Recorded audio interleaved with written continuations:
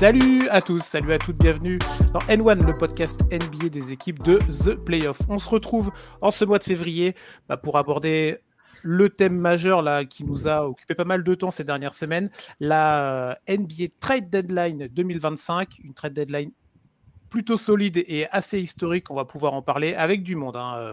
Ils sont nombreux autour de moi aujourd'hui pour vous accompagner. Alors évidemment d'abord mon partenaire Yannick. Salut Yannick. Salut Chris, salut à toutes, salut à tous. J'espère que tout va bien. Écoute, très fatigué par cette trade deadline parce qu'on était sur le pont bien au moins une grosse semaine alors que normalement c'est beaucoup plus calme que ça. Ouais, c'est vrai. On en a même fait un podcast spécial qui est plutôt bien fonctionné en plus autour d'un certain trade. On va en reparler évidemment. Avec Anna aussi qui est là et qui va pouvoir nous donner son avis sur ce trade historique et sur les autres. Salut Anna. Hello, comment ça va ? Ça va. Ça faisait un moment que tu étais pas des nôtres. Eh oui, non mais qu'est-ce que tu veux ? Le travail m'a prise et voilà. Et je pouvais pas. Mais maintenant ça y est, c'est bon, je suis presque en vacances. On sait ce que c'est les depressions au milieu de l'hiver. Ouais, non, on se cache un peu et tout. On a un peu de mal, tu vois. Ça allait en plus en même temps que la vague un peu moins bien de Boston. Donc, tu vois, je me suis un peu cachée. Je voulais pas que tu me charries, Yaya. C'est tout. Oh, est-ce que c'est mon genre ? Non, pas du tout. Et on a un dernier chroniqueur qui est là avec nous. Vous le connaissez peut-être si vous écoutez les podcasts NFL Tailgate. On l'a repêché après le terrible fiasco de son équipe de Kansas City qui hier, dans la nuit de dimanche à lundi, qui s'est complètement troué pour son Super Bowl. Mais on est content de l'accueillir et il va parler avec nous de cette trade deadline NBA. C'est Raph. Salut Raph et bienvenue avec nous. Salut, merci à tous. Ouais, c'est un petit peu compliqué, mais on va essayer de se refocus sur la NBA. De toute façon, la saison est terminée, donc. Exactement. Donc voilà. Pas trop le choix. Oui, Yannick.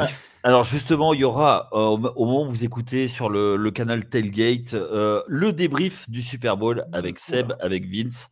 Donc on va aborder tout ça en même temps. Donc une fois que vous nous aurez écouté ici, n'hésitez pas à aller écouter le récap. Et après, on sera toujours présent pendant toute la off-season.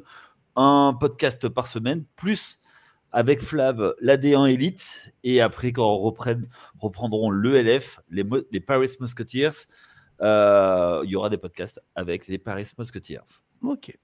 Le football ne s'arrête jamais, du coup, sur les antennes de TPO. Et exactement. Un peu comme la NBA l'été, un peu en mode dégradé, mais on y va quand même. On en fait toujours. En fait, quand tu réfléchis bien, tu te dis que c'est le mois de janvier la meilleure période en termes de sport. Ouais, ou le mois d'octobre. Tu sais, il y a les 4 sports majeurs en même temps. Ouais, t'as raison. Après, en plus, au mois d'octobre, pour la NBA, t'as l'adrénaline du retour. Ouais, exact. Bon, enfin, la pré-saison, t'es quand même un peu avec... Ouais, mais t'as les playoffs de baseball, t'as la NFL à fond, le hockey qui reprend, le basket qui reprend. Ouais. Ils sont forts pour les Américains pour ça. Ils sont pas mal. Ouais. Ils sont pas mal. On va attaquer quand même cette NBA Trade Deadline. Il y a pas mal de choses à dire. Alors, vous avez lu, vu, entendu pas mal de choses, très certainement. Donc, il y a peut-être des redites, mais on va essayer aussi de creuser un petit peu nos discussions, nos points de vue sur certains trades. On est 4, donc on va chacun prendre un gros trade, un gros mouvement, que ce soit pour un joueur ou des joueurs ou une équipe ou des équipes. Mais voilà, vraiment un trade qui a marqué chacun de nous 4. On en discute ensemble, évidemment. Et après, on fera une petite revue d'effectifs des trades un petit peu plus minoritaires ou en tout cas qui ont de la valeur, mais qui ne méritent peut-être pas qu'on en passe 10 minutes à chaque fois. À tout seigneur, tout honneur, on va commencer par Anna, évidemment, qui voulait quand même revenir, parce que nous, on en avait parlé donc avec Yannick de podcast le jour même de la sortie du blockbuster trade entre Anthony Davis et Luka Doncic. Donc, vous avez entendu notre avis parce qu'on sait que vous nous avez écouté, mais on n'a pas eu l'avis d'Anna sur ce trade historique. Alors, on te laisse la main sur cet épisode quand même marquant dans cette saison 2025. Ouais, en fait, c'est hyper intéressant parce que quand vous avez réagi, c'était à chaud et quand on n'avait pas encore énormément d'informations et de réactions du front office de Dallas, aujourd'hui, on y voit un peu plus clair, même si ça reste un peu flou. Et en fait, il y a plusieurs prismes pour parler de ce trade. Déjà, il y a le prisme sportif. Et Le prisme sportif, tu t'enlèves Doncic et tu reçois Anthony Davis. Bon, je ne vais pas parler des Lakers parce que pour eux, a priori, c'est tout bénef. Mais d'un point de vue sportif, pour Dallas, il se passe quelque chose. Okay, c'est un trade, c'est le visage de la NBA, c'est le visage de la franchise. Il y a des fans qui sont devenus fans de Dallas spécifiquement parce qu'il était là. Il y a une vraie fanbase et on l'a vu hyper dévouée et avec énormément d'amour pour Luka qui a quand même emmené l'équipe assez loin. Et je parle même pas des finales NBA forcément uniquement, je parle d'une manière générale. Donc en fait, c'est un vrai choc en termes sportifs. On comprend pas. Globalement, on comprend pas. On a l'impression qu'ils sont un peu tombés sur la tête. Donc ça, c'est le premier prisme en fait auquel on pense. Après, tu as le prisme business et c'est là qu'on commence à rentrer dans une réflexion qui est déjà un peu plus intéressante. Et je ne vais pas rentrer sur les théories complotistes des casinos, etc. Je vais rester vraiment sur la ligne de... Non, j'étais chaud. Parce que, en fait, je pense que c'est pas très intéressant. Enfin, c'est pas que c'est pas très intéressant, mais c'est qu'a priori, on n'est pas du tout sur la bonne ligne et les bonnes raisons. Mais, et aussi surtout. Parce que, voilà, ça reste des spéculations qui ont été démenties donc, par le propriétaire donc majoritaire des Mavs. Donc, je ne vais pas rentrer là-dedans, ça ne m'intéresse pas. Je regarde d'un point de vue business. La ligne de Dallas depuis le début du trade, c'est oui, mais attendez, Luka n'est pas en forme, Luka a pris du poids, il n'y a pas une éthique de travail derrière, il n'y a pas ci, il n'y a pas ça. Quand tu dois balancer 350 millions de dollars à la fin de la saison pour donner un contrat max, je comprends que d'un point de vue business et d'un point de vue salarié cap, ça fasse réfléchir. Après, est-ce que c'est vrai, est-ce que c'est pas vrai, c'est l'excuse qu'ils donnent. Et d'un point de vue business, sur la longévité de l'équipe et sur la réussite de l'équipe, etc., c'est un risque que quand tu es un businessman, tu peux avoir envie de parier et de lancer ce trade. C'est un business. La NBA, ça reste un business. Les joueurs sont des pions et je vais revenir sur cette notion-là juste après. Les joueurs sont des pions. Les joueurs permettent de faire avancer les équipes et de faire avancer les franchises. Et donc, forcément, quand tu as un doute sur le joueur, il y a tout c'est comme une partie de domino. Tu n'es pas sûr à 100% de ton joueur, tu ne vas pas lui filer tout ton salary cap ou une bonne partie, etc. Et en fait, ça revient donc sur les images. Et donc, quand on réfléchit à ça, on revient sur les images qu'on a vues l'année dernière quand les Mavs se sont qualifiés pour la finale NBA, où on voit donc justement le GM lui enlever la bière de la main. Michael Tout le monde Finlay. a rigolé à l'époque. C'est Michael Finlay, l'ancien joueur. Pardon. Celui qui a été champion, alors qui a joué un peu partout en NBA, qui a été champion notamment avec les Spurs et qui est un ancien joueur c'est Michael Finlay. Je ne sais pas pourquoi j'avais l'impression. Bon, bref, dans tous les cas, c'est important en fait de revoir un peu ces images-là et de comprendre a posteriori que en fait, c'est peut-être pas forcément une réflexion de derrière les fagots qui nous ont sortis, mais peut-être une réflexion qui est là depuis quelque temps et qui a été amplifiée par les dernières semaines et les derniers mois de Luka Doncic. Ils disent qu'il n'y a pas d'éthique de travail, que machin, que truc. Mais ça, c'est des choses qui n'ont pas été confirmées par les vestiaires. Et c'est des choses qu'on ne sait pas. Donc finalement, bon, d'un point de vue business, on se dit, OK, bon, bah, peut-être que c'est une excuse mytho et peut-être qu'on verra, le temps nous dira s'ils avaient raison. Et puis, il y a le prisme humain. Et alors là, c'est là où c'est le plus intéressant, non, mais en tout cas, c'est ce qui me préoccupe le plus. C'est la tournure que prend la NBA aujourd'hui. C'est-à-dire qu'en fait, les joueurs sont des pions, sont des trucs d'échecs qu'on avance et qu'on avance et qu'on fait reculer d'une manière pas aléatoire, mais en tout cas où les joueurs n'ont plus tellement le contrôle sur leur vie. Alors, OK, on parle de joueurs qui ont des millions, qui ont des machins, mais qui ont aussi des familles. Et cette manière de faire et dans la surprise générale et avec les joueurs qui sont dans les vestiaires en train de jouer ou qui sont là, il y a un truc qui, pour moi, éthiquement, me pose un sérieux problème. Alors, moi là-dessus, excuse-moi, ton dernier point, Anna, je peux pas ne pas être d'accord avec toi, je suis assez d'accord. Malgré tout, tu ne vas pas tu ne tombes pas des nues. Ouais, ça fait un moment que ça marche comme ça. Bah ouais, c'est ça en fait le truc. Bien sûr, Ça a je toujours tombe été pas comme ça. des nues.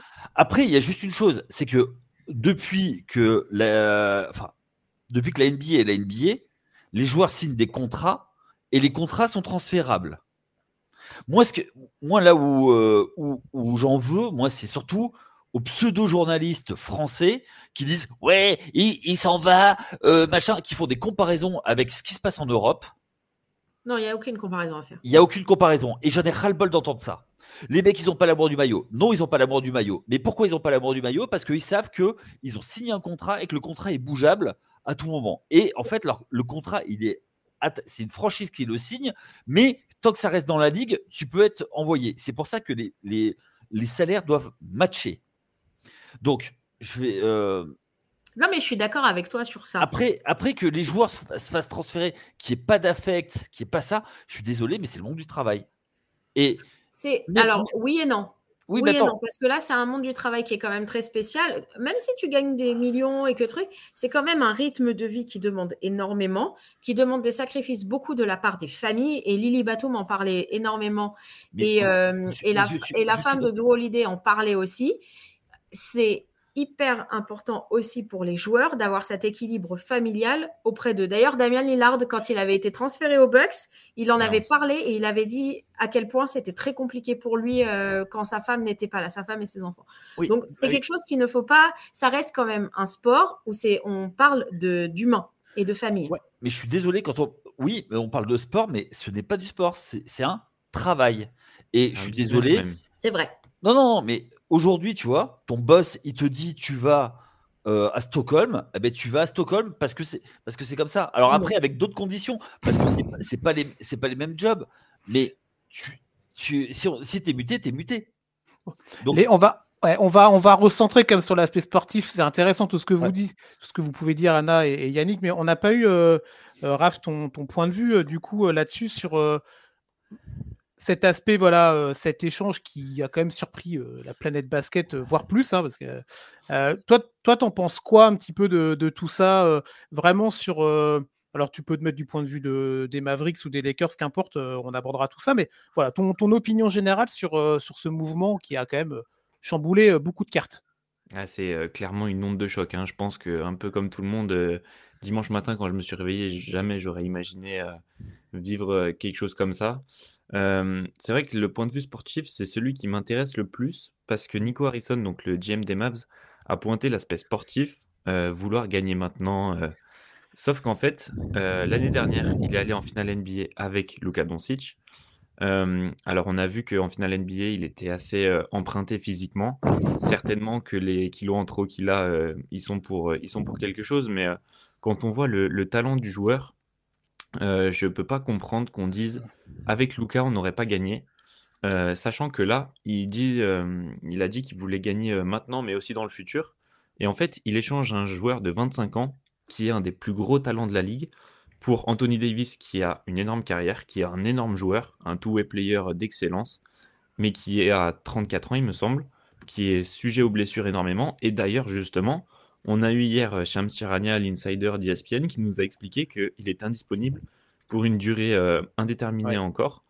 Et sa saison pourrait être terminée selon les dernières rumeurs. Donc c'est vraiment quelque chose qui contrecarre directement les plans de Nico Harrison, puisque le win now sans Anthony Davis et donc sans Luka Doncic, puisqu'il l'a échangé aux Lakers, et bah, ça semble prendre du plomb dans l'aile. Et quand on sait que leurs deux nouvelles stars, enfin même trois avec Klay Thompson, Anthony Davis et donc Kyrie Irving, ils sont vieillissants, tous les trois.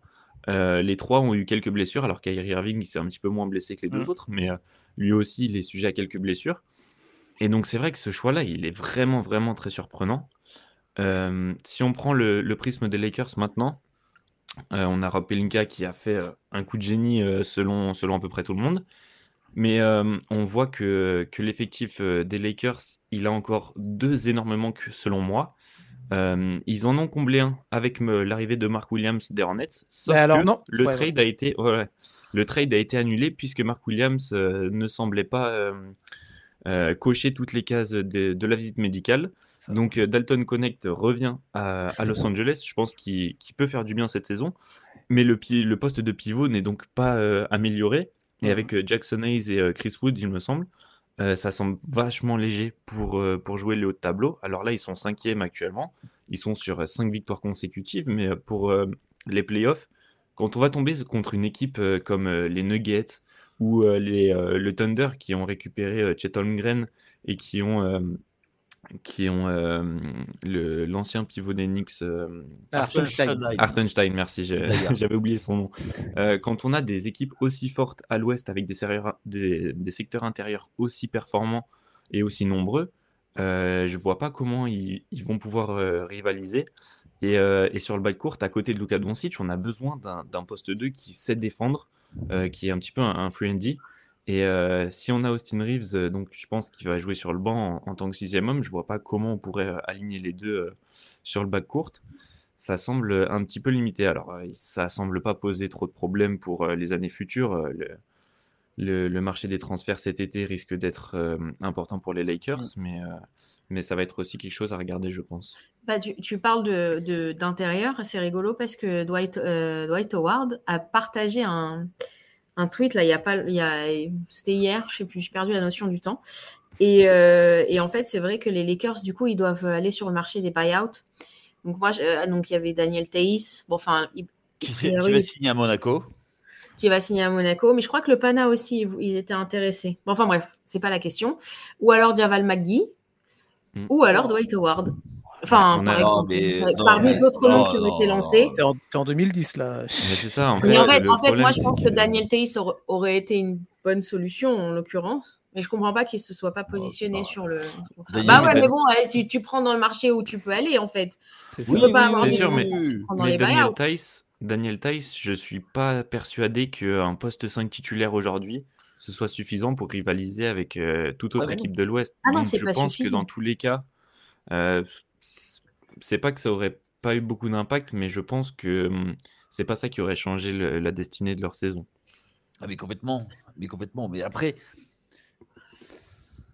plus ça va, moins je comprends le move, et plus, avec un peu de recul, plus c'est un coup d'ego. C'est ce qui semble ressortir le plus. Mais oui, non, mais attends. Sais pas. Je pense qu'il est encore un peu tôt pour juger le truc comme ça. Et je pense que le gagnant du trade, on le saura avec le temps. Exactement. Mais je suis même pas sûr qu'il y ait un gagnant dans ce trade. Je te dis la vérité. Ouais. Après si tu veux, quand tu vois ce qui est sorti dans la presse avec le propriétaire des Mavs qui est obligé de monter au créneau pour défendre son JM. Ouais, mais à la limite, c'est normal. Le mec, il s'est pris des menaces de mort. Attends. Mais laisse-moi finir. Et il y a des justifications. Non, mais c'est n'importe quoi. Quand tu vois qu'on parle d'éthique de travail, en fait, que si tu veux rester au Mavs, qu'on parle d'éthique de travail et que tu cites Jordan, Bird, Kobe, Shaq et éthique de travail dans la même phrase. Non, mais mec. Même Shaq le disait que tous les étés, ils sont fichés, ils faisaient aucun entraînement ni rien. Donc, mais il n'avait pas besoin. Oui. Quand t'es fort, t'es fort. Et Luka même Nikola Jokic, c'est un petit peu le même problème. On sait tous, on voit qu'il a des kilos en trop. Mais quand on est aussi fort que ça, est-ce qu'on a vraiment besoin d'être aussi athlétique que ça? Non, mais je suis d'accord. Non, mais après, le gars, en fait, c'est quoi? On saura peut-être jamais, mais il suffit juste que l'entourage de Doncic dise non, mais attends, ton contrat, on veut le Supermax et il ne veut pas donner le Supermax pour X ou Y raison parce qu'ils n'ont pas envie de donner un Supermax. Ok, mais dans ce cas-là, tu traînes, mais tu ne traînes pas ton joueur dans la boue. Quelle image tu donnes? Il faut pas oublier qu'il y a aussi tout un marché de free agency. Bien sûr. Ça donne qui va vouloir y aller joueurs, je pense. Ouais, qui va vouloir y aller? Non, mais attends, t'es livré en pâture. Alors, je suis d'accord. C'est là le côté humain qui va arriver parce que. Oui, mais il y a aussi un truc, tu vois, quand t'es dans le Texas, t'as un gros avantage. T'as pas d'impôt sur le revenu. T'as d'autres soucis, voilà, mais t'as pas d'impôt sur le revenu. Donc du coup, ton salaire il vaut plus. Donc enfin moi là-dessus, pour moi c'est un coup d'ego quand tu vois que tu consultes même pas ton coach. Ah bah fallait voir la conférence de presse.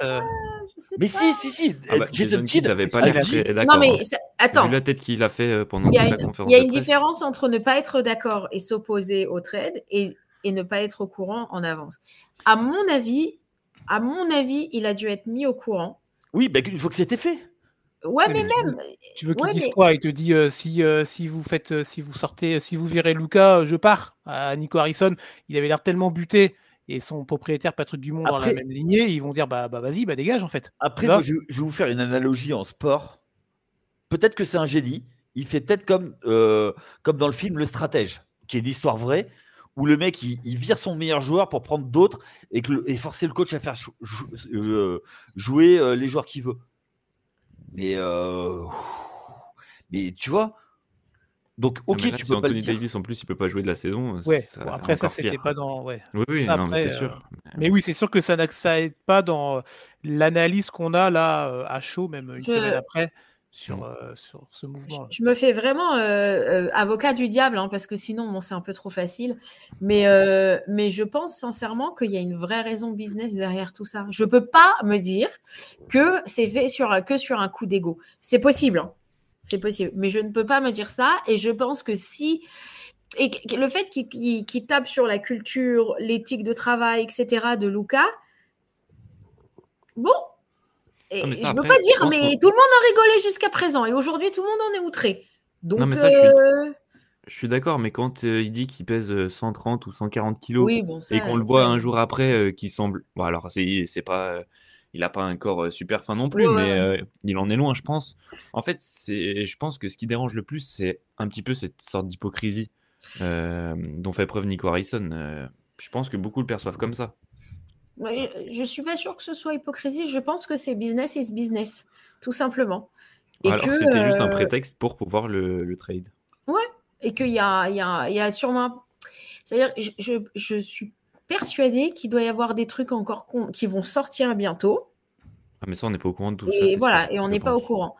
J'en suis quasiment sûre. C'est pas possible. Je vois pas comment ça peut être, comment il peut en être autrement. Et je veux revenir sur le côté humain. Oui, c'est une ligue de NBA superstars et nanana, et de joueurs, et tu sais dans quoi tu t'engages. Mais je pense qu'il y a aussi une responsabilité des franchises, parce que si tu veux que ton joueur s'investisse à 100% pour ton maillot, il faut aussi derrière avoir la garantie que tu vas pas être traité comme un pion. Surtout quand c'est une superstar comme ça, quoi. C'est ça Ouais. le plus fou. En fait, c'est ça qui est incroyable, c'est que derrière, ça a pris des proportions qui sont incroyables et que, tu vois, des gens, mais aucun rapport avec la NBA, aucun rapport avec le basket et qui commencent à en parler comme si c'était. C'est un truc de fou, en fait, ce qui s'est passé. Et je pense que ça a pris tellement de proportions que ça a. Enfin, je pense que si ça a été tenu secret, on s'en doutait que ça allait être un peu comme ça, mais que ça a pris quand même des proportions totalement démesurées, des menaces de mort, d'aller, je sais plus quoi, de sortir avec un cercueil. Enfin, mais c'est quoi ça? On est tombé sur la tête ou quoi? Il s'agit d'un trade en NBA. Détendez-vous. C'est pas la vie des uns et des autres. On peut être fan, hardcore fan et tout ce que tu veux. Mais enfin, il y a la mesure des proportions. Et ça, je suis désolée, mais enfin, c'est pas possible à mes yeux. Ok, bon, en tout cas, ça continue à faire parler. Même 10 jours après, va y avoir un match fin février, je crois, avec le 25, retour de. C'est ça, exactement, le retour de Luka Doncic. Je pense que ça va encore beaucoup faire parler à Dallas. Il y aura un dernier match. Des matchs à 70 points, je crois qu'il y a pas mal de gens qui vont mettre. C'est ça, oui, je pense. Ce sera la classe à Dallas, les gars. Exactement. Quelle conclusion. Le bon mot. Bon, en tout cas, voilà, donc je pense qu'on reviendra là-dessus en cours de saison. Il y a plein de choses à dire, mais voilà, il fallait quand même qu'on revienne sur ce gros blockbuster trade là. Mais il n'y a pas.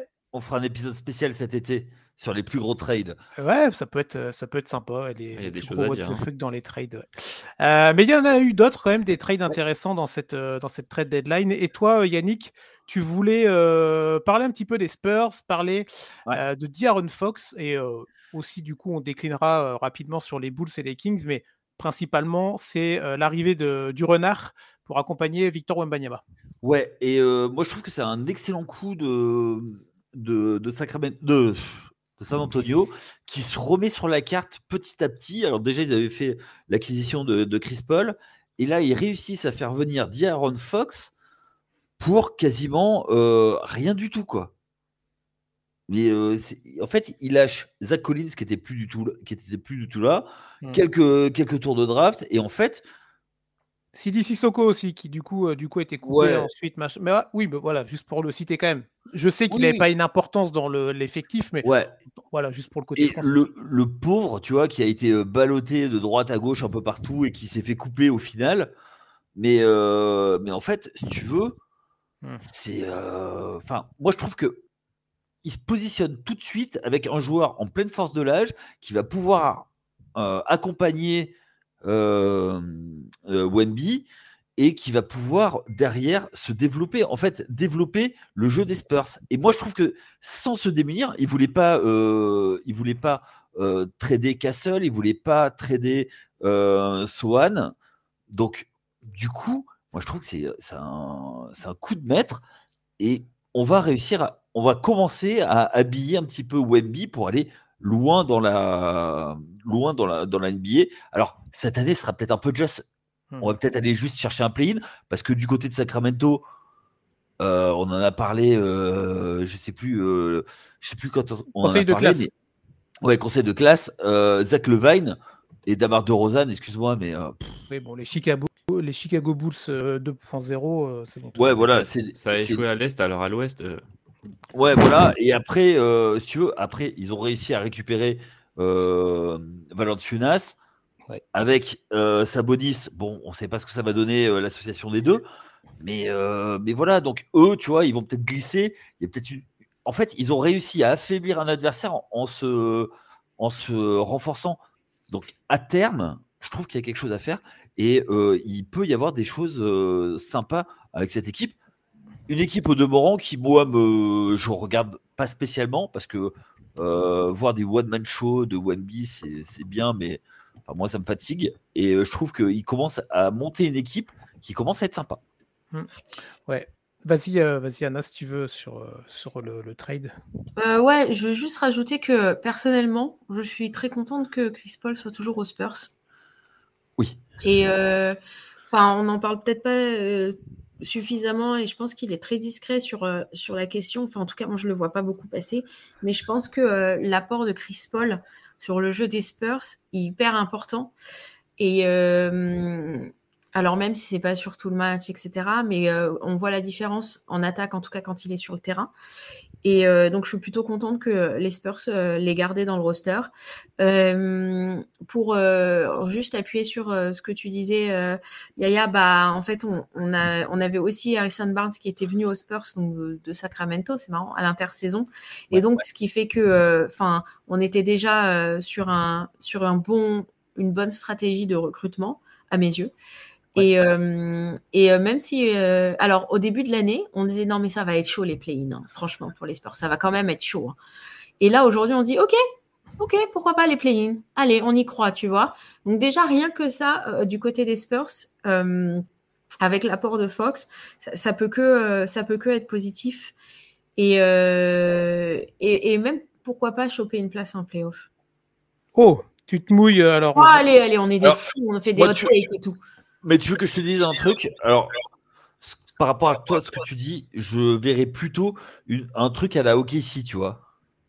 Voilà. C'est-à-dire que play-in cette année, play-off l'année prochaine et mettre des tartes dans le futur. Mais pour l'instant, c'est un peu juste. Play-off direct, Anna, c'est compliqué. Hein. Il y a quand même 8 matchs d'écart. Hein. Ouais, mais bon, tu sais, si tu arrives au play-in, un accident, un malentendu, tu vois. Un malentendu de faux témoins. Exactement, tu vois. Quelqu'un qui dit oui et deux personnes qui signent, on est bon. Toi, Raph, sur... Ça fait comme ça pour ton mariage. C'est le piège. Il était là, c'était lui le prêtre. Raph, sur ce trade-là, tu veux te positionner aussi sur le côté Fox, l'arrivée pour les Spurs et le développement de Wemby, ou décliner un peu sur les Kings, vers quel prisme tu veux te lancer un petit peu là?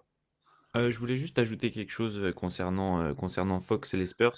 C'est au-delà de la contrepartie qui est, à part les trois first picks, mais sinon elle est famélique. C'est vraiment un petit braquage, si on peut appeler ça comme ça, de l'avoir récupéré pour seulement ce prix-là, on va dire. Mais moi, ce qui me marque le plus, c'est à quel point Fox avait envie de venir et surtout semble être enclin à vouloir faire briller Wemby, à vouloir faire briller l'équipe. Ça a l'air d'être vraiment un joueur très sain dans son rapport au basket et à la vie en général de ce qu'on entend. Et, euh, et je pense que son apport défensif aussi est pas assez souligné. Et là, on l'a vu sur les derniers matchs, il fait vraiment de gros efforts. Et donc, je pense que ça peut être vraiment intéressant pour la suite. Et ensuite, je voulais parler de Chicago. Parce que là, pour le coup, je comprends vraiment pas comment ils ont accepté une contrepartie comme ça. Bah attends, Franchement, ils ont récupéré leur tour de draft. Hein. Ils sont oui, contents, tu vois. C'est 2025, ils vont l'avoir, il est à eux.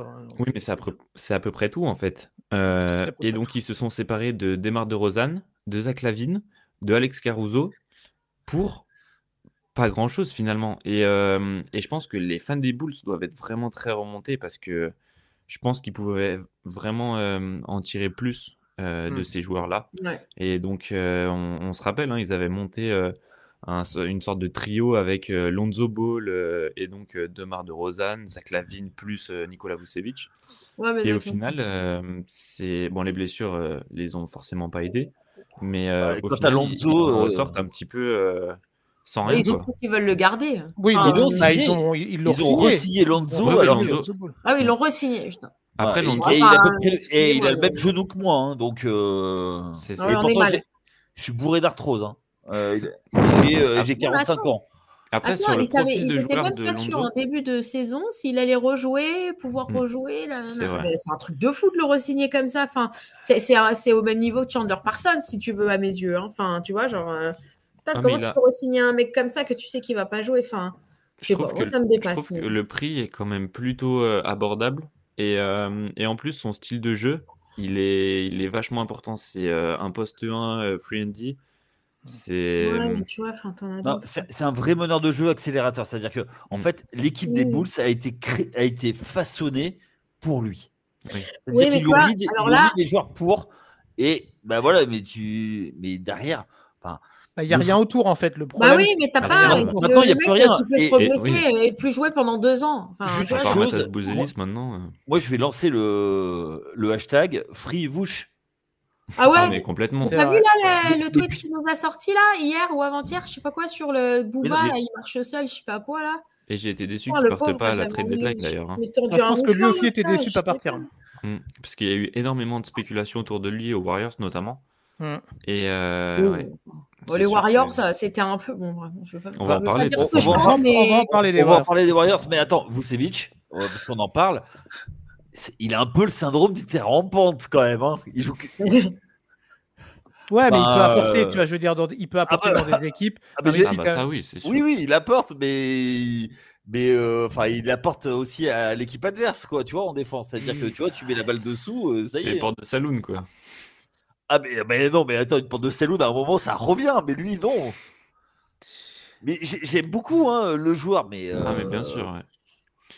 Bon, après, on parlait des managements tout à l'heure, là, quand on parlait de Dallas. Bah là, on a typiquement l'exemple d'un management qui fait n'importe quoi Ah mais depuis c'est ça, mais complètement. 10, 15, Enfin, 20 ans, pour Et- être poli, Mm. avec Karnisovas et toute la clique des Bulls. Ouais. Et ça continue. Et voilà, Et là, c'est ton ex toxique, là. C'est ceux qui disent oui, j'ai changé, chérie. Et puis qui, en fait, n'ont jamais changé. Hein. et puis qui reviennent, Ouais. qui s'accrochent quoi. Enfin, tu vois. Ah Moi, ouais. je sais pas, je comprends pas en fait le projet des Bulls. bah, c'est vendre Ah, des mais- maillots sur l'image de Michael Jordan. Voilà, c'est ça le projet des Bulls. Ah, super. Et Bah, D-Rose, pardon, mais enfin. Ouais, Et encore D-Rose, ouais. ouais, vite fait. Mais, Il vend vachement moins que Jordan. toi, je veux Oui, dire, non, ça c'est évident que c'est Non, pas mais- comparable. et- Mais Attends, bon, et- enfin, tu et vois, attends, D-Rose, Raph, Raph, pour T'es cette entouré de première, c'est de la et belle t'es analyse. Hein. t'es entouré de personnes qui croient que LeBron Ah, est le et- GOAT et pas Michael. Donc, Putain, si mais tu veux- Yannick qui radote Qui a dit toutes ça les Qui a dit semaines. ça Toutes les Euh, semaines. Il Chris- a 3 punchlines Chris et Tom. il les sort toutes les semaines. C'est- Chris et Tom. Tu vois, Oui, bah Tom, il est là la semaine prochaine, Yannick. Donc tu Oui, pourras je vais lui dire, je garde vais lui bien dire. ça. Et Je voilà. vais lui dire. Non, mais en vrai, je comprends qu'il y ait des gens qui disent que LeBron c'est le GOAT. Ils sont grandis avec. Ils n'ont pas vu Michael Jordan jouer en direct. Enfin, c'est pas le débat, mais enfin, Non, c'est c'est pas pas- mon avis non. non plus. Hein, je vais vous dire. Merci, Anna. Et Larry pour- Bird. Voilà, et on n'en veut pas de ton Oh avis. là là. Voilà.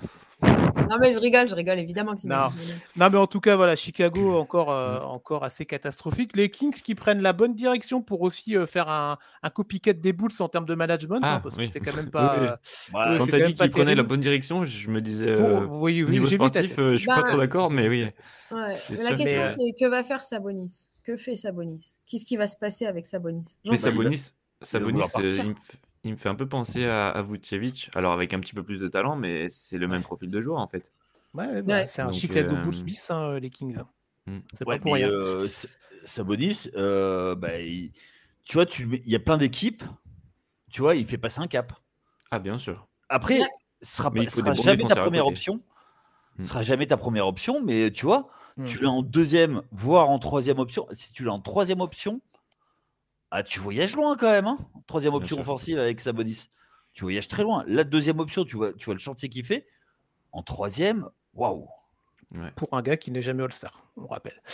Mais qui le sera peut-être là avec la blessure d'Anthony Davis. Tiens. Alors, par contre, si c'est pas Sabonis, je pense que il risque d'être un peu tendu. On continue, tiens Raph, on va te laisser la main sur le trade que tu voulais aborder, toi. Les Warriors. Tu voulais parler tu voulais parler de Jimmy Butler. Qu'on avait entendu dans plein de rumeurs depuis. Alors Jimmy Butler, c'était le feuilleton depuis déjà la fin 2024. Où allait atterrir Jimmy Butler? On savait que c'était qu'une histoire de temps, de jours, de semaines. Il a enfin trouvé un pied-à-terre du côté de la Californie. Qu'est-ce que tu en penses un petit peu de cette arrivée déjà pour lui et aussi pour Stephen Curry, pour Draymond Green et pour la legacy des Warriors?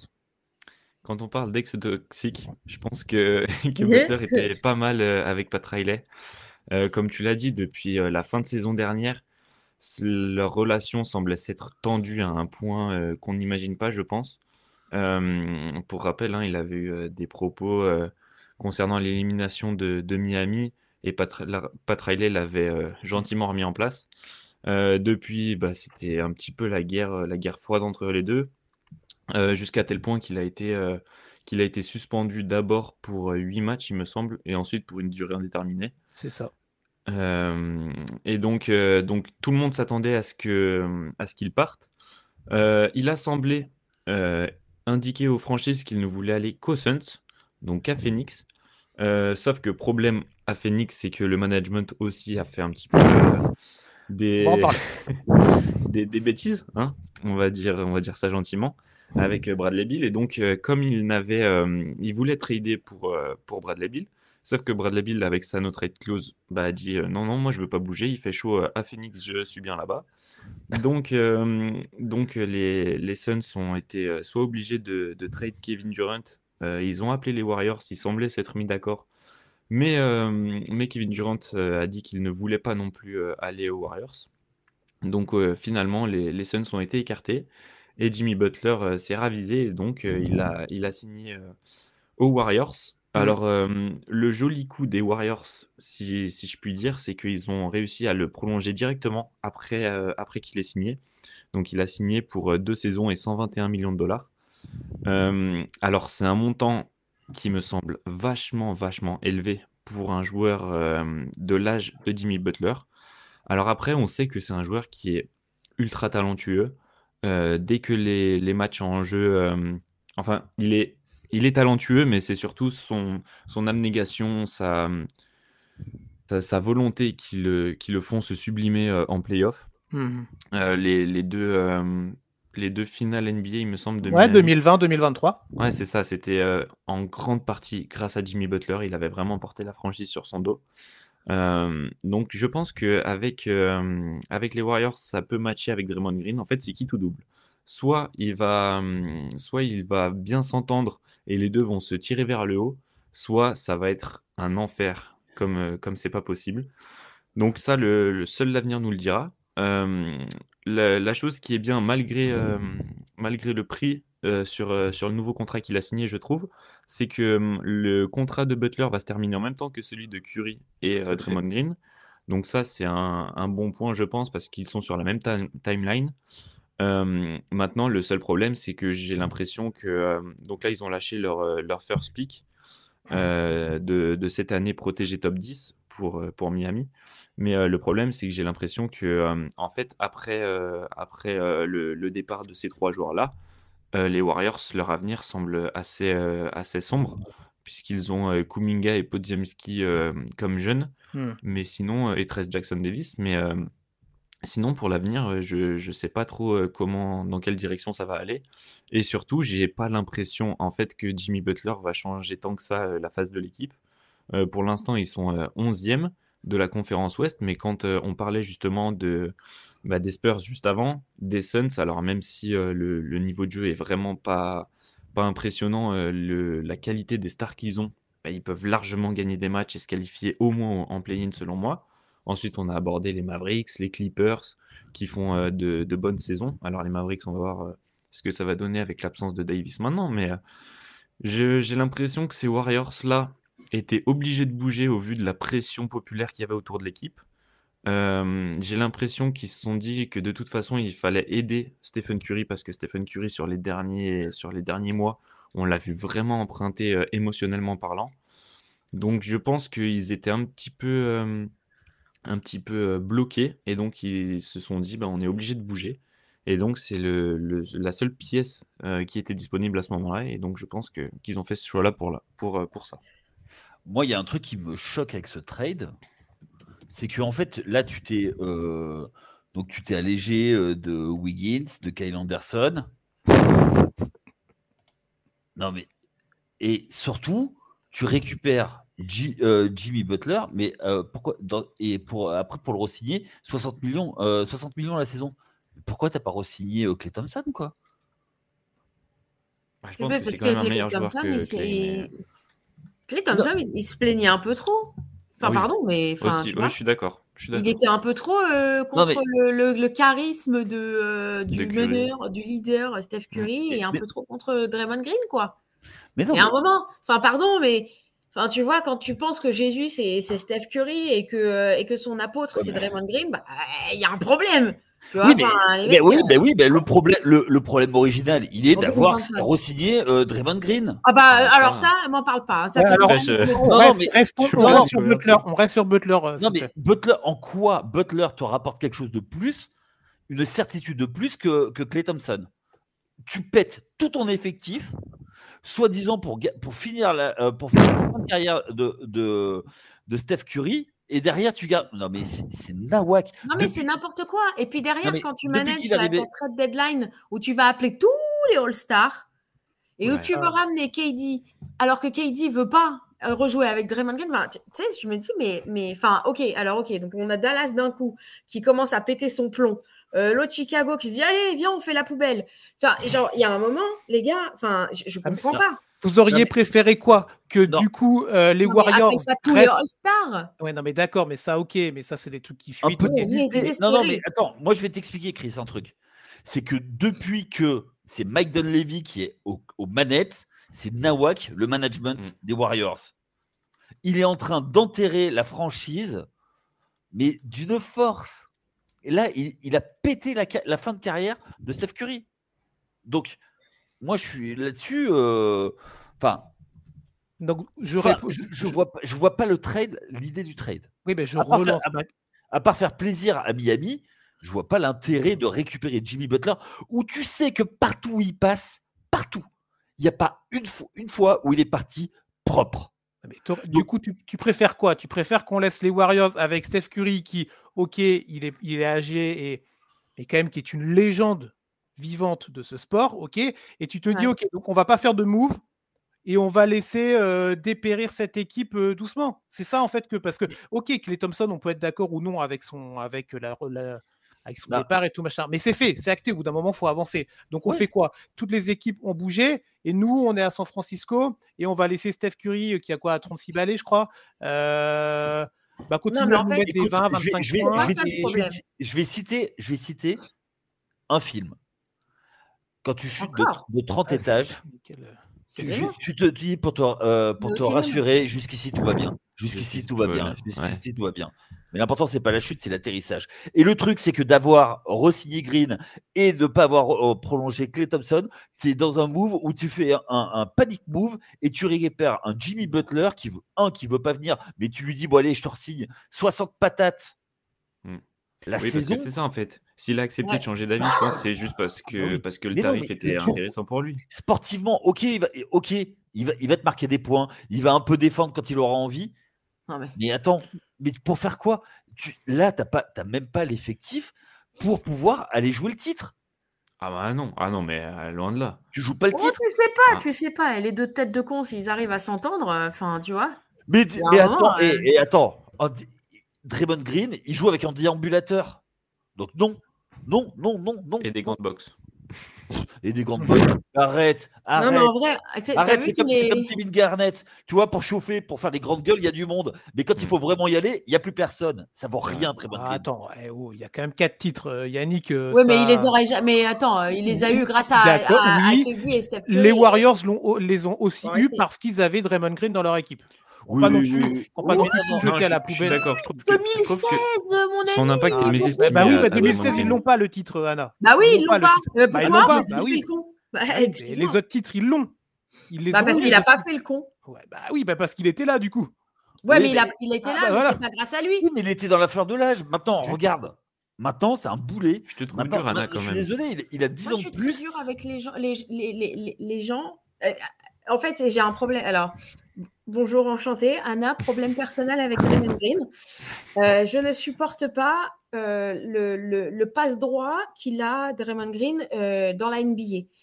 Le fait que ce soit un joueur actif qui se permet de déclencher un harcèlement vers un autre joueur dans un podcast, dans une émission, etc., quand il couvre les Jeux Olympiques, moi j'ai un vrai problème avec ça. Le fait d'attaquer, de marcher, de piétiner les autres joueurs, j'ai un problème avec ça. Il y a le trash talk, j'ai zéro problème. Je m'en fous, ça me fait rire. Au contraire, je pense qu'il y a besoin, mais il y a des limites. Et la violence, en l'occurrence les pétages de plomb de Draymond Green, sont pour moi de l'anti-sport, et le fait qu'aujourd'hui Golden State tienne à ce point-là à Draymond Green, au point de dire non à d'autres joueurs, enfin au point que des joueurs disent non à Golden State à cause de joueurs, mais que non, on n'a rien entendu, on n'est pas au courant, oh là là, surtout pas, on se cache les yeux, on veut rien entendre, Draymond Green il est super, il reste avec nous. Moi j'ai un problème avec ça. C'est mon avis, c'est mon truc, c'est sûrement un très bon joueur, mais le problème avec moi, c'est que quand tu as ça à côté, j'ai du mal à voir le joueur. Non, mais je suis totalement d'accord avec ce que tu viens de dire. Le seul truc, c'est que pour moi, on ne peut pas mésestimer l'importance qu'il a eu pendant les finales et tous les titres qu'ils ont gagnés. Par contre, tout ce que tu as dit sinon, je suis vraiment complètement d'accord avec toi.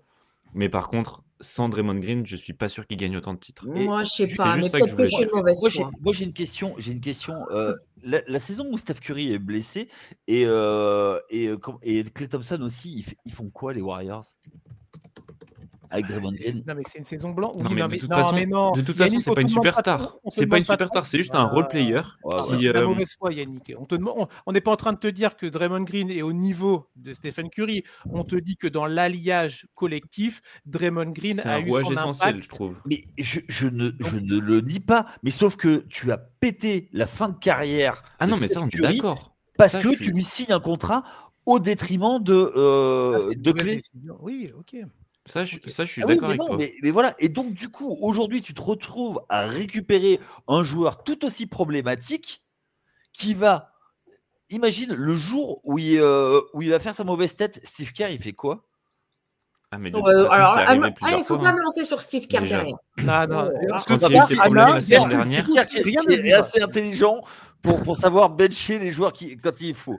Mais, ça suffit. Hein. Parce que tu rêverais d'avoir un Jason Tatum dans ton équipe.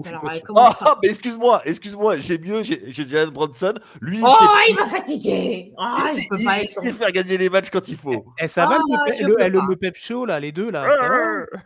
Bon, allez, stop. Allez. Tout ça pour dire que la trade deadline des Warriors, super. Ça, pour le coup, oui. C'est sûr que je suis pas sûr que ça va leur permettre de déjà se qualifier en play-in. Pour moi, ça va être dur.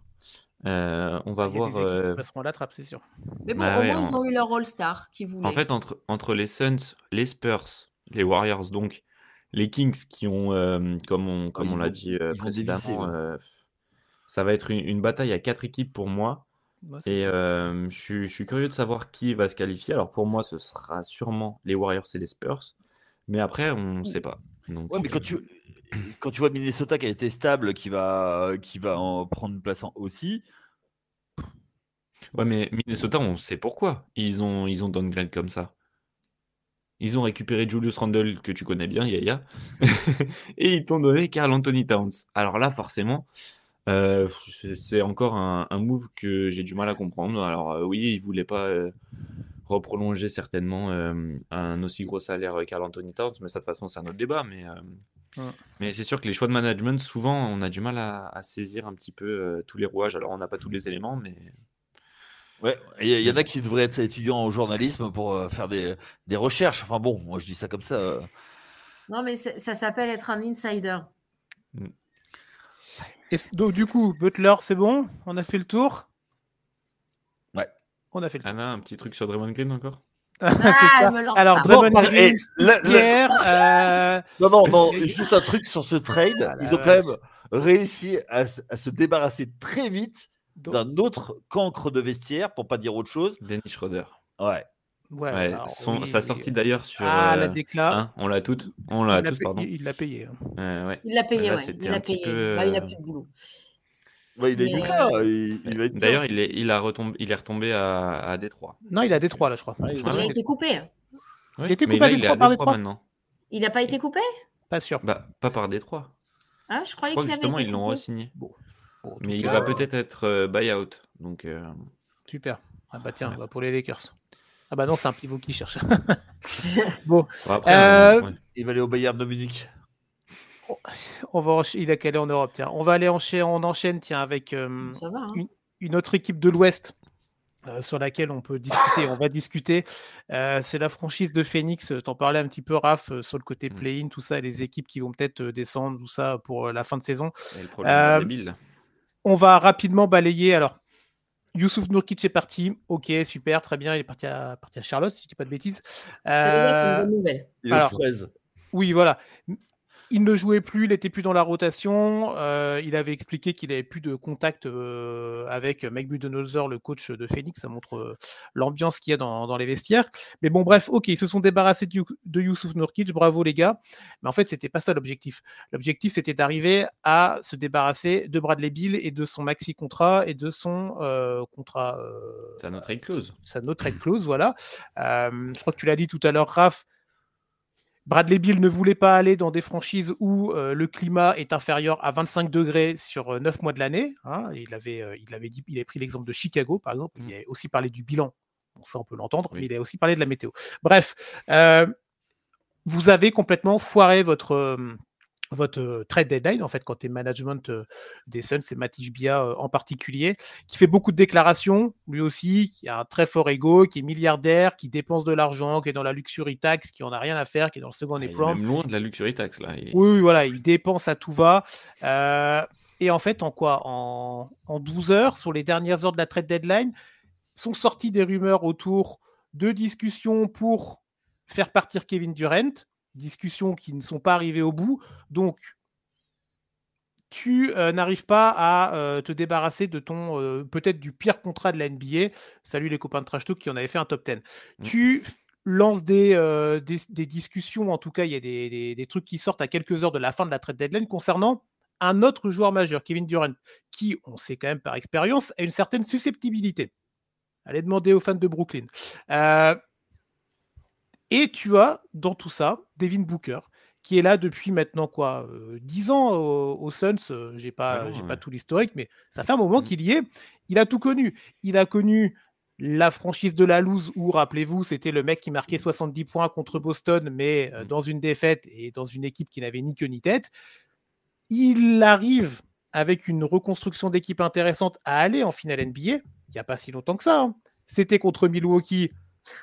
Et ils menaient 2-0, je crois, contre les Bucks avant qu'Yanis élève le niveau de jeu. Donc, tu étais proche du but, tu étais en finale NBA, et c'était pas il y a 5 ou 10 ans, la finale NBA pour les Suns. Et là, en fait, tout repart à volo. Les décisions sont catastrophiques. Et en fait, tu te demandes où va cette franchise, tu te demandes quel est l'avenir en fait pour Booker, quel est l'avenir pour Durant. Est-ce que ces mecs-là vont rester? Est-ce que Booker, au bout d'un moment, va pas dire non mais les gars, j'en ai marre en fait, j'en peux plus de ces décisions, j'en peux plus d'être dans un effectif qui ne fonctionne pas, qui n'a ni queue ni tête, et voilà, je veux partir. J'ai pas le contrat sous les yeux de Devin Booker. Kevin Durant, attention, voilà, comme je disais tout à l'heure, on sait que quand il veut plus jouer au basket dans une équipe, il le fait très clairement comprendre, et ça peut être très compliqué pour la suite. Je pense que dans les perdants, on fait souvent le côté gagnant-perdant des équipes ou des joueurs dans la trade deadline, à la fin de la trade deadline, je veux dire. On a beaucoup parlé des Mavericks comme étant des perdants pour cette trade deadline. On ne va pas revenir dessus. Attention, je mets Phoenix numéro 1 à égalité, si ce n'est pas même numéro 1 devant Dallas, comme l'équipe la plus perdante, en fait, dans cette trade deadline, pour le court terme et pour la suite. Parce que quand tu as des sorties à l'issue de la trade deadline ou à 20 minutes de la fin de la trade deadline d'une insideuse de Phoenix qui parle d'un vestiaire qui est devenu toxique, j'ai envie de vous dire bon courage pour bon courage pour la fin de saison en fait et pour la suite. Donc je sais pas ce que vous en pensez de ce marasme du côté de Phoenix, ou si vous voyez une lueur quelque part dans l'horizon de l'Arizona. Yannick, peut-être?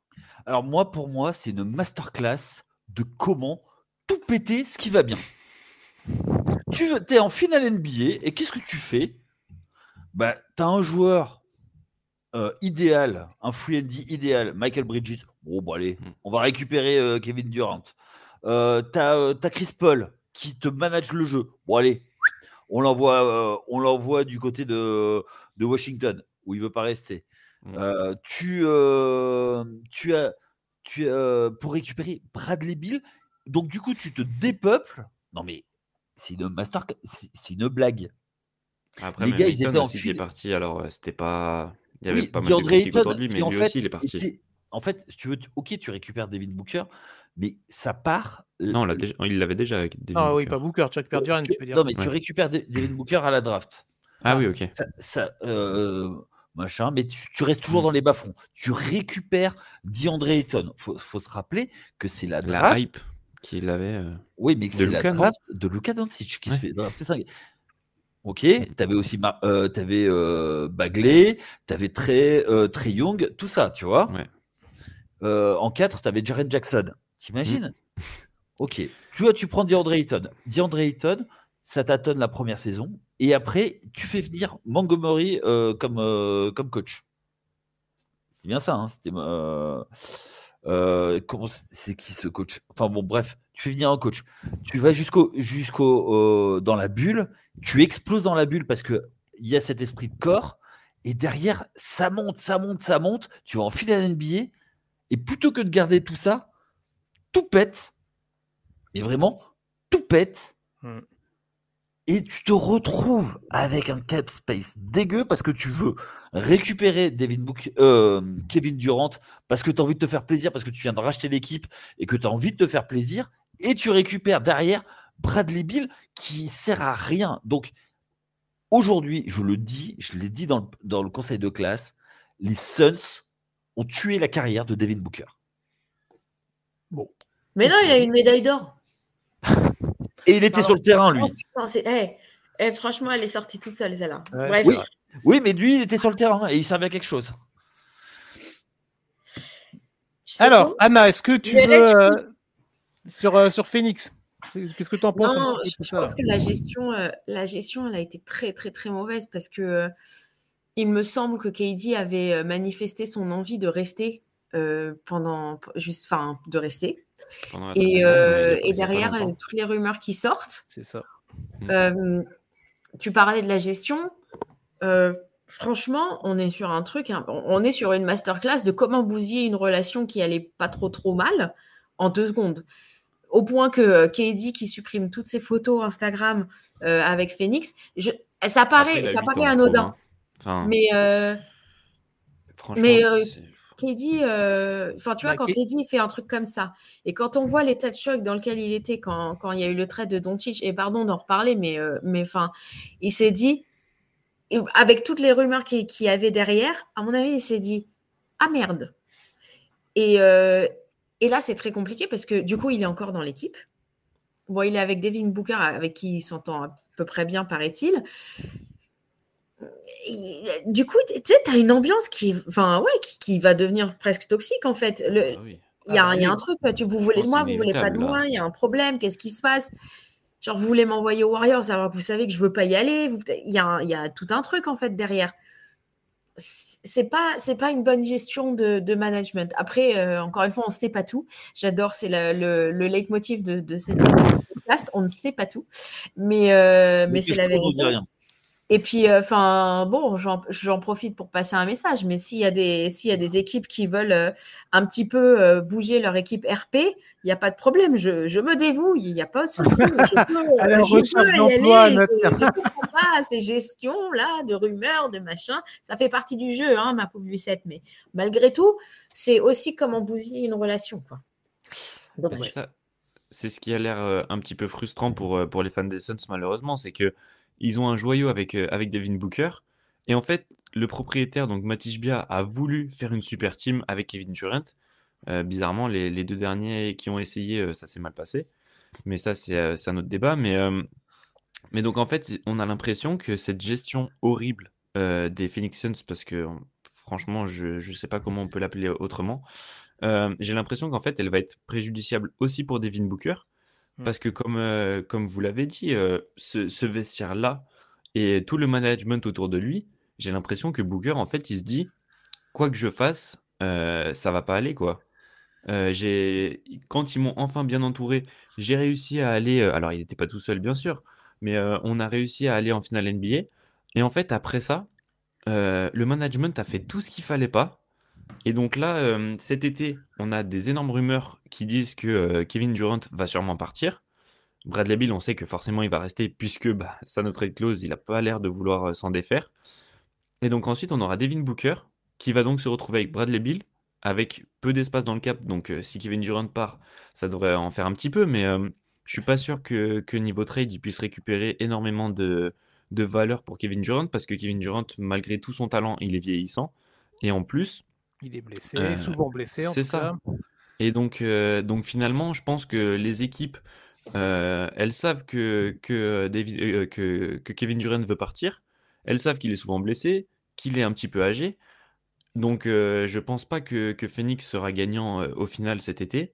Et donc Devin Booker, je pense que suivant ce que va réussir à construire les Suns autour de lui, pour moi, on n'est pas à l'abri que Devin Booker dise les gars, je suis désolé, mais ce sera sans moi parce que j'en peux plus, quoi. C'est ça. On en revient à ce que je disais tout à l'heure, pardon, en fin de propos. Ça peut complètement exploser à Phoenix, on n'y est pas encore, mais ça paraît. Oui. C'est la cocotte minute là. C'est- Et tu sais, t'es dans 24 heures chrono et là, t'es à un fil que tout pète. Et il faut pas te tromper de fil. Est-ce que c'est toi, Jack Bauer, Yannick, en fait? Non, pas du tout. Non. Alors, mon nom Il de a pas les famille mêmes cheveux. n'est pas Bauer du tout. Très bien. Ok, bon, c'est dommage parce que j'ai adoré cette série en plus. Oui, bah oui. Et j'aurais aimé que c'était toi, Jack. super série. Non, ce n'est pas moi. Non, ce n'est pas toi. Bon, on peut faire une petite revue d'effectifs rapidement parce qu'on est déjà à 1h03 d'émission. Oui, mais c'est Anna, elle est bavarde. Ah oui. C'est pas du tout. Elle digresse. Non, mais les deux, c'est quelque chose. On va réfléchir très sérieusement à vous garder, parce que là ça va pas. J'étais là. J'étais va là pas avant. revenir. Vous l'avez bisuté. En fait, vous auriez pu prévenir au début de l'émission. Oui, alors, Bon, ça va. Mais c'est intéressant justement d'avoir des avis divergents. Raph, c'est un rookie et il amène même pas les donuts, donc il a même pas de sac à dos Dora, donc il peut rien dire.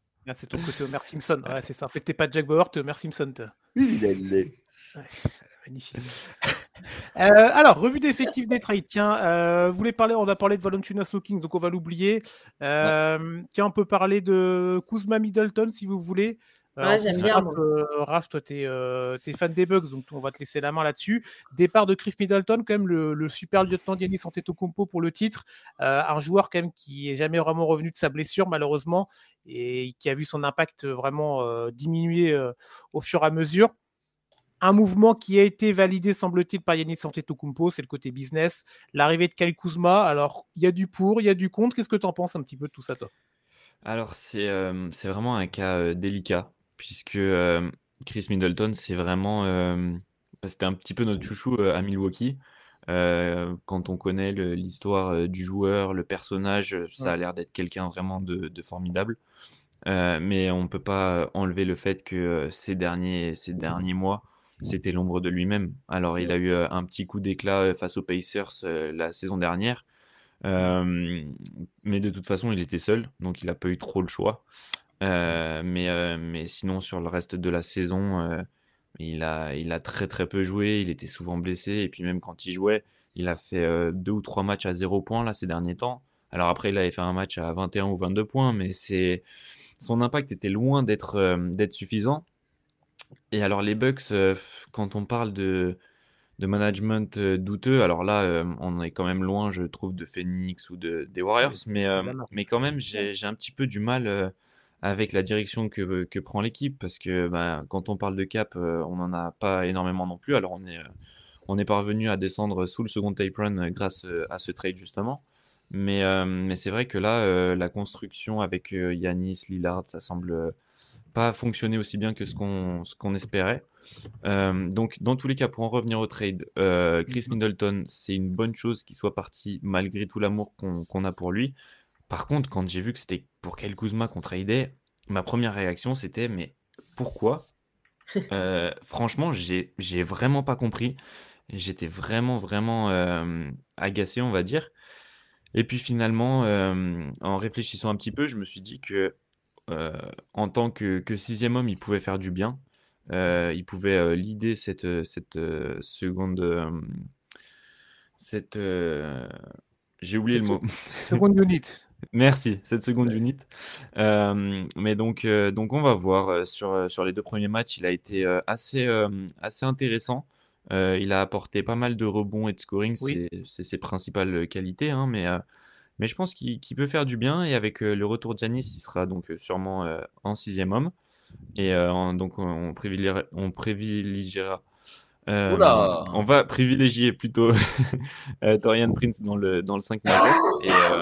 Et donc on verra. Mais c'est vrai que ce trade, je suis un petit peu plus heureux maintenant. Mais je suis quand même pas très convaincu, quoi. Ok, est-ce que vous avez rapidement quelque chose à dire sur ce trade-là ou le côté même un peu malheureux pour Middleton qui atterrit Ouais. au Wizards, tu vois, c'est triste pour lui et Marcus Smart aussi dans un autre délire, mais Oui, bon, alors Marcus Smart, vraiment, j'ai le cœur brisé pour lui. Vraiment. Vraiment, tu vois, s'il y a un joueur qui est perdant dans toutes ces années, dans tous ces trades, je pense que c'est lui. Parce que, bon, Smart. voilà. Ouais, Marcus Oui. Smart, Oui, c'est parce qu'il est même pas champion du coup. Ah ben lui, Il est c'est parti lui, il a juste tout avant. perdu. C'est peut-être pour Il a ça tout que perdu. Boston est champion d'ailleurs. Le trade il a qui a été- fait, qui a débloqué les choses. Après, pour Chris Middleton, je pense que c'est un au revoir qui a dû être difficile aussi pour Yanis. Alors, Oui. même si Yanis, c'est business is business, je pense que malgré tout, ça a dû faire mal au cœur d'approuver ce trade, parce que finalement, il l'a approuvé. Après le départ de mais, Thanasis et donc Chris Middleton maintenant, c'est son frère Ouais. et son meilleur ami qui partent. ouais. Donc c'est sûr que.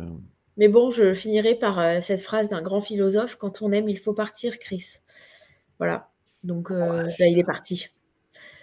On a des références philosophiques, Ouais, cinématographiques, on a vraiment une on équipe a de... tout là. Vous avez tous les talents, hein, vous êtes C'est la vous prose. êtes formidables. C'est Oui. formidable. Certes. Ah bon. Allez, on enchaîne. Tiens, DeAndre Hunter, tiens, à Cleveland, ça c'est pas mal. Ouais.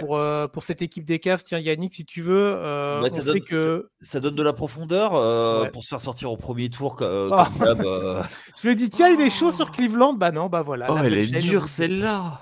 Mais qu'est-ce que tu veux faire avec Donovan Mitchell C'est des joueurs Ah de. bah, C'est un joueur de saison régulière capable de. Oh là là.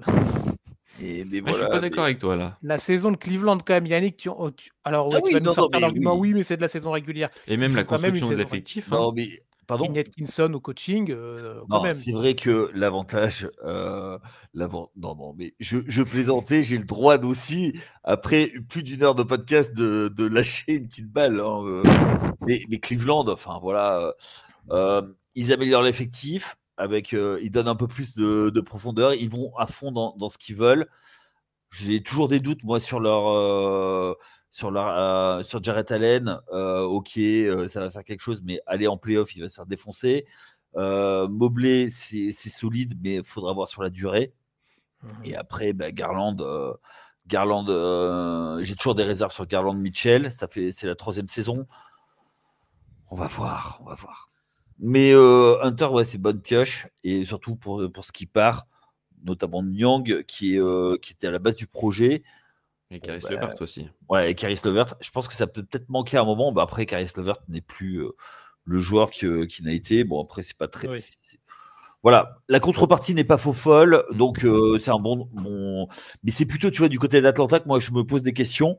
Et là, vraiment, d'une équipe. Enfin, je sais pas si Quinn Snyder il a des problèmes avec son GM, mais ça y ressemble. Trae Young aussi, hein, j'ai l'impression. Ah, ça peut être un des gars qui dit j'en ai marre.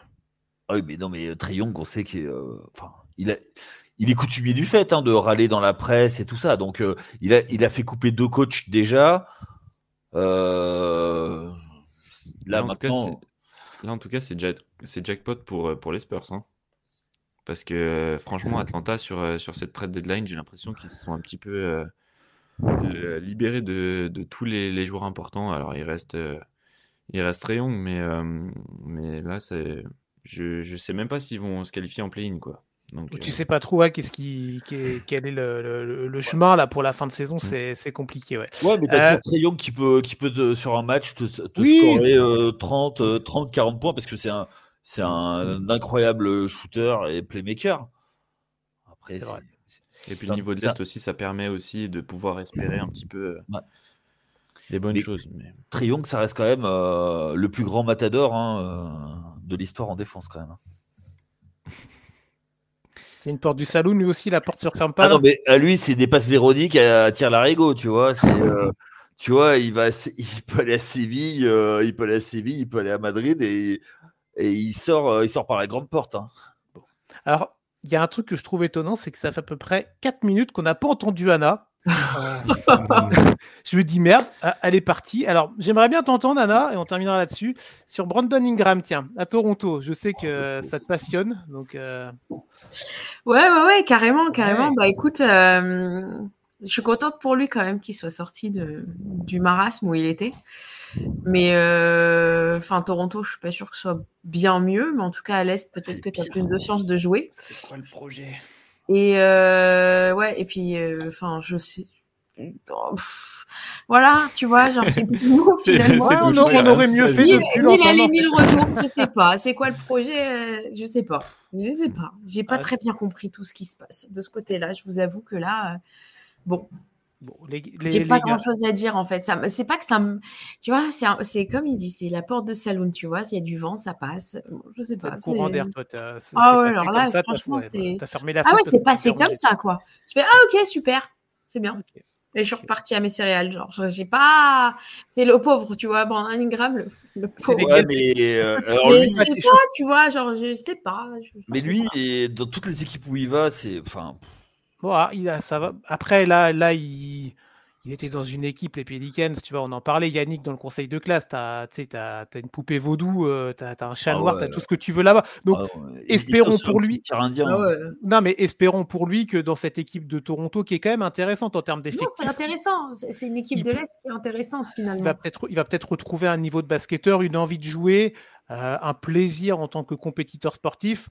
Je te dis pas que c'est le mouvement de l'année, on en parle après 1h15 d'émission, donc c'est pour dire. Mais moi, c'est un joueur que j'apprécie particulièrement. Je trouve qu'il a vraiment dépéri aux Pelicans. Et s'il peut retrouver une petite seconde jeunesse, même s'il ne retrouvera pas le niveau qu'il a pu avoir, mais s'il peut retrouver ce plaisir et donc pour nous aussi de le voir jouer, je pense que ça peut être Non, c'est bien. Mais après, à la Nouvelle-Orléans, tu sais, il y a CJ McCollum, je suis sûre qu'il attendait son trade là. Hein. Tu sais, il l'a tweeté en plus quand il est au truc de Doncic. Je pense. Il attendait, genre, il fait vas-y, c'est bon, je suis chaud là, je suis chaud. Non, mais juste un truc comme ça, Ingram, on l'oublie, mais c'est un numéro 2 de draft quand même. Mais oui. Non, mais c'est un très bon joueur, c'est juste que. Bon, après, à la Nouvelle-Orléans. Il pouvait espérer tellement mieux, quoi. Franchement, là, il tombe dans une équipe qui était en plein tank. Leur objectif, c'est clairement pas de gagner des matchs, selon moi. Qu'est-ce qu'il va faire là-bas ? Je comprends pas. Et même le management de Toronto. Tu Ça va sens bien quand parti même. pour C'est un pas. tank. Oui, mais T'es tu peux. 13e de Attends, c'est déjà conférence mieux Est. que la Nouvelle-Orléans en vrai. Il y a plus de jeux, hein, Ouais, franchement. Oui, non mais je suis d'accord. Mais l'objectif pour moi de Toronto, c'est clairement pas de gagner des matchs là. Ah, Ils ils sont étaient plus sur une sur bonne un capture dynamique en de flag janvier. et Hein. puis voilà. Ouais, mais tu vois, Non, Toronto, ils vont pas viser flag, ils peuvent pas. T'as tellement des cancres Ah, entre Utah, Portland, même si c'est mieux là, mais hmm. tu peux Portland pas. aussi, je Ouais, comprends mais pas tu trop. vois, Hein. Ils font que gagner des matchs là. C'est clair. Toronto, Portland, ils savent pas tanker. Ah non, mais là. Ils savent pas. Ils ont pas compris ce que c'est le et concept. quand ils peuvent, et quand ils sont premiers, ils prennent Greg Oden. Merde. Ça, c'est petit, ça aussi. C'est vrai que c'est chaud. Ah bah ouais. Alors que t'aurais pu avoir Kevin Durant. Mais après Toronto, tu vois, quand t'es à Toronto, moi je pense qu'ils sont pas très très loin d'avoir une bonne équipe, tu vois. Non, Bah, en au vrai, vu de- c'est sympa, Toronto, à regarder. Tu leur trouves ils se trouvent un pivot, un vrai pivot. Oui, parce que Potel et tout. Mais il C'est a quoi, pas c'est été Olynyk coupé. le deuxième? C'est Potel et Olynyk? Non Potel, il a pas été coupé. Non mais Olynyk, il a été. Non, ça a bougé, Olynyk, ça a bougé. Il a bougé. Donc, tu vois, t'arrives ça a bougé avec. Du coup, c'est lui qui est parti dans le trade d'Ingram, en fait. Il est parti au Pelicans, Olynyk. Ah oui, c'est ça. Ok, pardon. Ouais, mais tu te Les bails. tu retrouves un. Tu vois, ils auraient pris un Daniel Tice, un truc comme ça, tu vois. Ouais. Bon. Ouais, non, mais c'est sûr que là, moi, franchement, j'ai du mal à dire. Quand j'ai vu la notif, je me disais, mais Ingram, par exemple, aux Grizzlies, ça aurait été parfait. Ah, ça aurait été un beau Ouais, film. mais dans ce genre d'équipe-là. Quelle contrepartie? Ah bah, les Grizzlies, ils ont un paquet de jeunes joueurs. Ils auraient pu mettre Smart pour en mettre des fillers.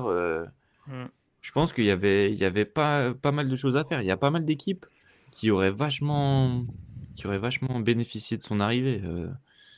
Donc je sais pas, même aux Spurs, après ça aurait fait beaucoup, je pense, de bouger à ce moment-là l'effectif. Là, ils n'auraient pas pu garder le noyau de Junt.